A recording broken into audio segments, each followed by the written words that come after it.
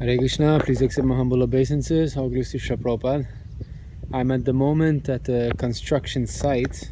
I came here to peacefully chant my rounds. You can see it's a hazy day. See the haze and the island. Krishna, Hare Krishna, Krishna Krishna, Hare Hare, Hare Rama, Hare Rama, Rama Rama, Hare Hare.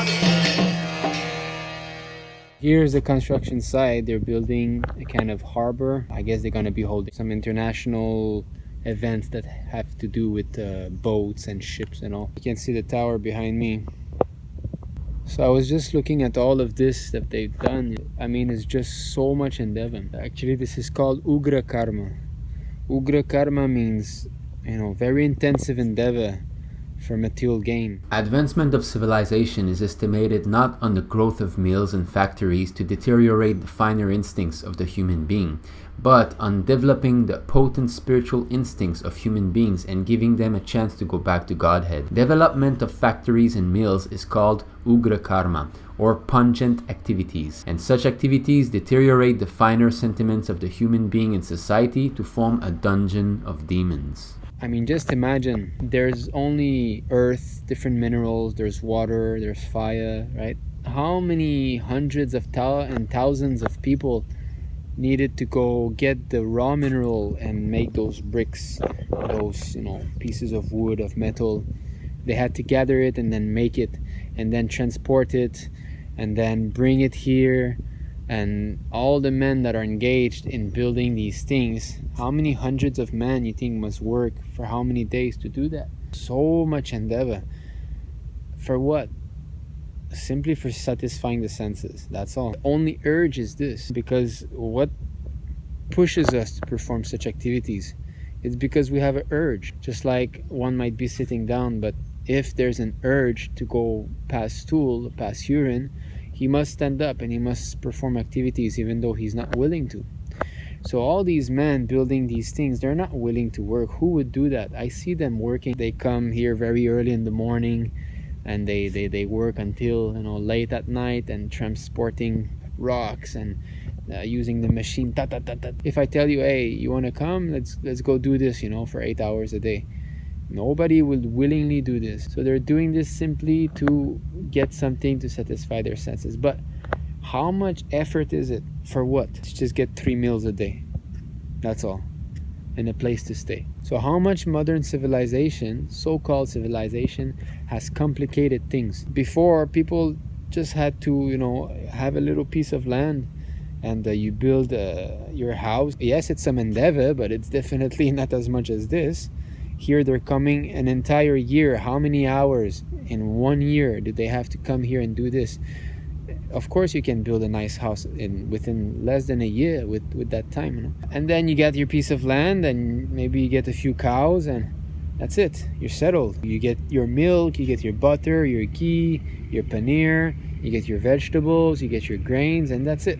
Done. Most workers in China, they come from towns and little villages and they can travel the entire country and go live in another big city where economic development is happening. And how it works is that before they start to build such huge project as this, they build a temporary residence for the worker, which is basically some very cheap walls that they all put together with compartments where they sleep, and that's it. This is where they sleep. So they wake up, they're already at work. They work hard the whole day, and then at night they have their little meat and their little beer and their cigarettes, all of them. What kind of civilization? How foolish is this? And all this because of the whims of a few people. Because who's going to be bragging about this? It's going to be the heads. When I get in the trains in China or bus stations, you always have some TVs there, and what do you see? They promote, right? They'll show you a bridge, like a drone view of the new bridge that they built, and then a drone view of harbors where they load and unload containers, and then railway station, the train passing fast, So this is all it's about. How much we can control nature, how much we can lord it over all these elements. You see, before there was only sand here, now there's a building. I did this, and for this they're gonna build as much stuff as possible, produce as much products as possible. And who are the ones that are working hard for all of this? The little workers, the poor workers who are being victimized by a society of consumption. Because why would you do all this unless you have a goal, right? So what is that goal? The iPhone 11 is the goal. The nice apartment in the new district over there is the goal. The new expensive restaurants on that island over there is the goal. So they must also produce new objects of sense gratification for you to continue working hard. In the Bhagavatam it says that all those leaders, they will be harassing people with taxes. Harassed by famine and excessive taxes, people will resort to eating leaves, roots, flesh, wild honey, fruits, flowers, and seeds. Struck by drought, they will become completely ruined. But taxes doesn't just mean the legal tax that you see, 7%, 15%. No. Why are things becoming more expensive? An apple grows in a tree and it comes out like this. Puck, take it. Why does it become more expensive? This is hidden taxes. Just like you see here in China, apartments are expensive. And for the salary that people make, they just can't afford it. They have to work very intensely to get just one apartment. Why? Very simple. If you want your country to have an economic boom, you must make everybody work hard. In this way, you get more of this, you get more of that, you get more of this, you get more products. So many things more objects will manifest because your people are working hard. But they have to have a goal. So a house, there's no use of making the house cheap. You can increase the price and people will still work hard to get it. In a communist country like China, the land belongs to the government. Of course, they're rascals. The land belongs to God. In 1,000 years, everybody will be dead and land will still be here. But anyway, so it belongs to the government. Now there's rural land and there is urban land. So rural land, you cannot build stuff like that. But urban land you can. So you get a city like Guangzhou, right? Who has the urban land, and then many big rich people, they come and they invest and they build this kind of stuff. Okay. And then you get rural land. So the top head of China, they ask a certain percentage from every city in China. You give me that much percentage of taxes. And what is left to those mayors who are in charge of individual cities is not enough to actually keep up with, building a bridge, building all these things. They don't have enough. So what do? They transform a rural land into an urban land. In this way, you get so much value after this, and all these big rich people, they come and buy or rent. Actually, they can rent for like 70 years or something like that. They rent pieces of land on which they build this kind of stuff. But the government sells it very expensive to those rich people. So those rich people, they build this kind of stuff, or a habitation tower. This is an habitation tower. The tower behind there also, that's where people live. So they build this kind of stuff, and then they make very expensive prices. And who is left with the bill? Basically, it's all the little people who have normal jobs who will have to work very, very hard to get that thing. So in this way, by pressure from the high government, it comes down, all the way to the little people. That's why you see in factories in China, some people are willing to bear to go there 8-10 hours. 10 hours actually is the norm to work in China every day. 10 hours, 6 days a week. That is very normal in China. They go there in factories and they do the little same movement every day. Prabhupada said factory is another word for hell. It's a fact. And people are forced to have these kinds of jobs and live miserable life to attain something that is not necessary for them at such an expensive price.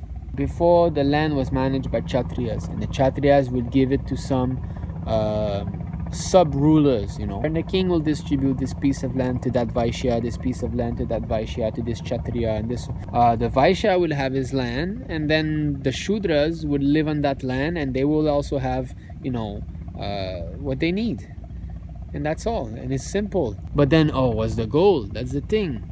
Unless you know what is the value of human life, then you'll want to find a goal. Without an aim, the mind cannot be peaceful. Without knowing where you're heading, what you need to do, the mind cannot be peaceful. That's why Vedic civilization's aim was mukti, liberation. people had to work in such a way that they will elevate themselves and finally be freed from birth, death, disease, and old age. But in an atheistic civilization like this, it cannot last so long. Just like now, there's this coronavirus, the economy is crashing. Puny little virus that we cannot even see.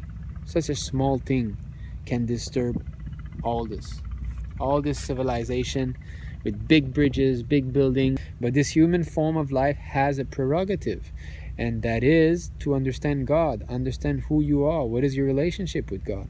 That should be the aim, not simply to make this stuff, which is very ugly anyway. So in China, there's about 1.3 billion people. So 1.3 billion people's sense gratification just got reduced. So Prabhupada often said that we're born with a certain amount of pain and pleasure already predestined. Sastra also says you cannot exceed it. Just like my practical example, I cannot eat sweet things. If I eat too much sweet things, my immune system lowers and I fall sick. I love gulab jamun, rasgullas, burfis, I love those, but I just really seldom can eat them. So that's my karma. I cannot taste such nice sweets. So similarly, if we overindulge in sense gratification, we have to suffer. That is the law of material nature, building, economic developments, and the money came, and then this comes, and when it comes to material pains and pleasures, material gain and loss, this is already predestined. We cannot change it. It's like if you're born white, you cannot be black. If you're born black, you cannot be white. Like when I was a kid, like a young teenager, hip hop was the thing, and people wanted to be black. I knew many white people, they wanted to be black because that was the cool thing. Similarly, some black people also wish they were white.